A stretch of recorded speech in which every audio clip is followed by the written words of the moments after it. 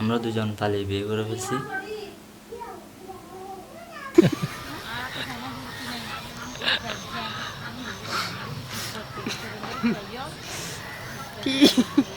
আসসালামু আলাইকুম, সবাই কেমন আছেন? সালাম আলাইকুম। তো আজকেও চলে আসছি আপনাদের কাছে। তো সাকিব তো বিয়ে করে ফেলছেন, আপনারা জানেন। তো আজকে চলে আসছি মূলত কতগুলো কথা শেয়ার করার জন্য। তাদের বিয়ে হয়ে গেছে এদিকে, আর আমি এদিকে আছি, ফেসে গেছি। আমি সুখে হাসতেছি। অন্য সুখে হাসতেছে কিন্তু, কারণ আব্বু ওইদিকে প্রচুর বকাঝকা করছে, যার কারণে আমরা চলে আসছি এই যে বিলের এদিকে। তা আব্বু বলতেছে যে মানে আমার বেলায় নাকি মেনে নিয়েছে বা এসে, কারণ আমারগুলো মানছে যে 3-4 মাস পরে হয়েছে। 3-4 মাস না, আর বেশি হয়েছে মনে হয়। কয় মাস হয়েছিল? জানি তা আবার কমেন্টও অনেকে বলতেছে মানে আগের আল যে ফিজের লিখে, মানে অর্থাৎ বলতেছে যে উনি যেরকম করছো কেন আমার কি দোষ? আমি কিছু করছি? সব দোষ অন্যের। তুমি করছো। তো সাকিবকে বলতেছি তুমি বকা যেখানে দিতে থাকো, হচ্ছে আমাকে এখানে। তুমি যেখানে থাকো আমাকে কল দাও, যোগাযোগ করো। এদিকে তোমার কারণে আমাকে অনেক কথা শুনতে হচ্ছে বা অনেক ধরনের ঝামেলা হচ্ছে এগুলো নিয়ে।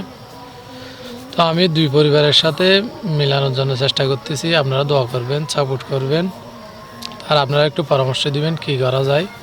তো অনেকে বলতেছে যে ধরে নিয়ে এসে ব্যাট দিয়ে মারার জন্য। মারলে কি হবে? মারলে তো আর এটা সম্ভব না। তো আবার অনেকে ভালো কমেন্ট করতেছে এটা হয়তো দুষ্টামি করে করছে, আবার অনেকে বলতেছে সমস্যা নাই, বিয়ে করছে, খারাপ কাজ তো করে নাই।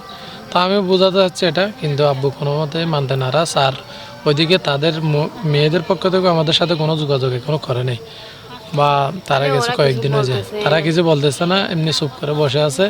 তো জানি না তারা কি পদক্ষেপ নিচ্ছে বা।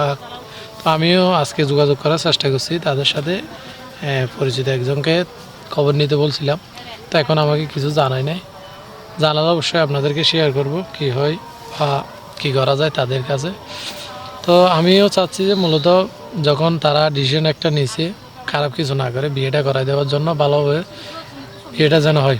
কারণ তারা দুজনই ছোট, তারা কোথায় আছে বা কী করছে আমি তো এখনও জানি না।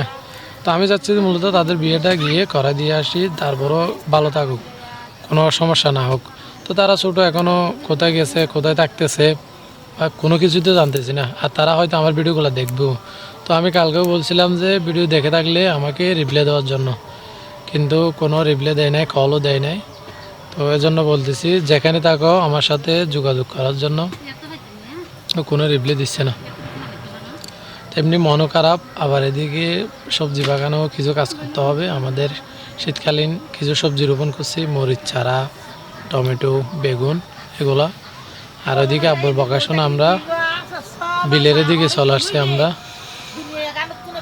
একদম এই যে বিলের পাশে চলে আসছি, কারণ সেখানে আবার ভিডিও বানালে শুনলে এমনি দৌড়ানি দিবে, এগুলো নিয়ে বকাঝকা করতেছে। সেখানে সেগুলো শুনলে খারাপও লাগতেছে, আবার সাকিবের কথাও চিন্তা করতেছে।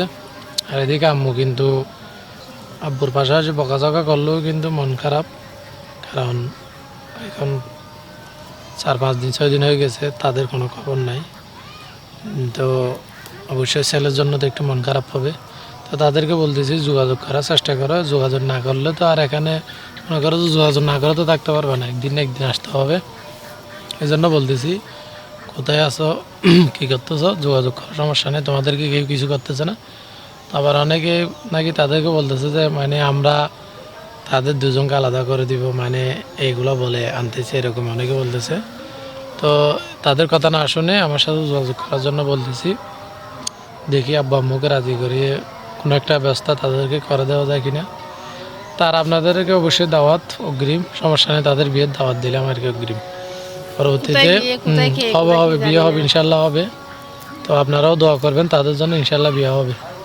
তো বকা শুনলেও কিছু করার নাই, একটু চেষ্টা করো তুমি, ঠিক আছে? তুমি যখন ভাবি হয়েছ তাদেরকে হেল্প করো। গোপন টাকা টাকা থাকলে নাকি জানেও, মনে হয় অন্য জানেও, আমাকে কিছু বলতে না, কারণ এরকম দেবতা থাকলে অবশ্যই ভাবিদেরকে এগুলো শেয়ার করে, এগুলা ভাবিদেরকে শেয়ার করে, অন্য আগে থেকে জানতো, এই জন্য বকাঝকা করতেছে। তো আর অন্য গোপন করতেছে এগুলা, এই জন্য অন্য মনে হয় টাকা টাকাও দিছে আমার, এরকম লাগতেছে। আচ্ছা ঠিক আছে, আজ আমি দিচ্ছি ওইদিকে খেতের পানিগুলোও দিয়ে দাও। এই তোমরা কি করতেছো এখানে? ইনসে এই মুস্তাকি, ওই বের হয়ে যাও, বের হয়ে যাও, বাইরে থেকে বের হয়ে যাও, বের হয়ে যাও, এখানে মাইর হবে। এই যে শ্বাস চলতেছে আমাদের, এখানে শ্বাস চলতেছে, আম্মু ফাঁস দিচ্ছে এদিকে।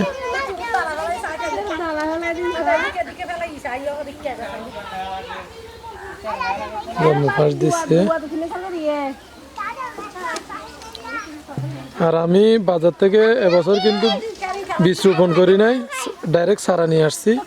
কিন্তু এখানে কিছু এই যে ধনিয়া পাতা দিচ্ছে, ধনিয়া পাতা, আর এই যে মরিচ চারা আনছে, এগুলো ছোট ছোট মরিচ চারা দেখেন। এই যে 200 মরিচ চারা দিছি। আর এখানে মূলা শাক, এখানে ছোট ছোট এই যে বের হচ্ছে মূলা শাক, এই যে মূলা শাকের বীজ থেকে মূলা শাক বের হচ্ছে। আর এটা হচ্ছে ওই যে জাল মরিচ, বড় মরিচগুলো আর কি, বোম্বাই মরিচের চারা নিয়ে আসছি বাজার থেকে। আর এটা তিতকারালা, এটা রোপণ করছি এখন 2 দিন হচ্ছে। আর এটাও তিতকারালা, 2টা তিতকারালা আনছি, 2টা বোম্বাই মরিচ, এটাও বোম্বাই মরিচ এই যে।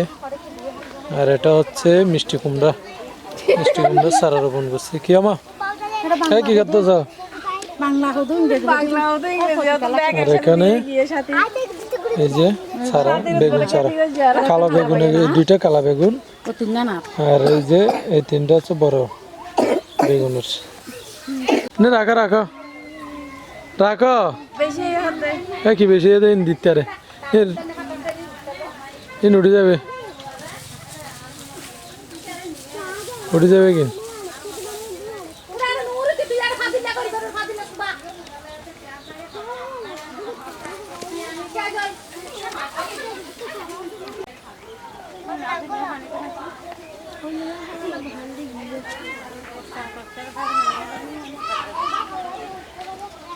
মূলা শাক ভিজে দে,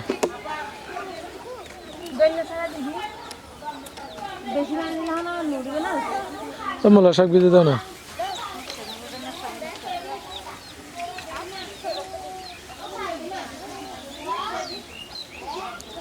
শীতকালে সবজি চাষ চলতেছে।